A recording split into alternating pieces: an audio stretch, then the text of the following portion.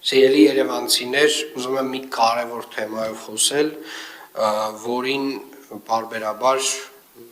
դուք միգուցե առնչվում եք, եւ խոսքը վերաբերում է ավտոտնակների կարգավիճակին։ Մենք պարբերաբար ստանում ենք ավտոտնակների,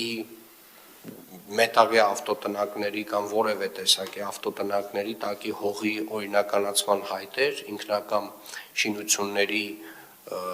որոշման համաձայն եւ ստիպված ենք լինում մերժել այդ հայտերը, քանի որ դրանք մեծամասամբ գտնվում են ընդհանուր օգտագործման հողերի վրա։ Մեր գլխավոր հատակագծով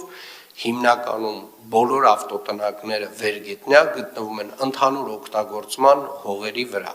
Եվ ընդհանուր օգտագործման հողերի վրա մենք ուղղակի հնարավորություն չունենք ինքնական շինություններ օրինականացնելու։ Եվ բացի այդ, երբ մենք ստանում ենք այդ հայտերը ինքնական շինությունը օրինականացնելու եւ ստիպված մերժում ենք,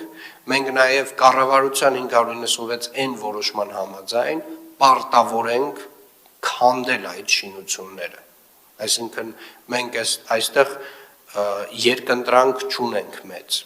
Եվ դրա փոխարեն ես առաջարկում եմ, հարգելի գործընկերներ, սիրելի երևանցիներ, կնքել հողի վարձակալության պայմանագրեր։ Այսինքն բոլոր ավտոտնակները չեն, որ քանդման ենթակա են։ Այսինքն եթե դուք կնքեք վարչական շրջանի հետ հողի վարձակալության պայմանագիր ձեր գործող ավտոտնակի համար, դուք այդ ավտոտնակը կկարողանաք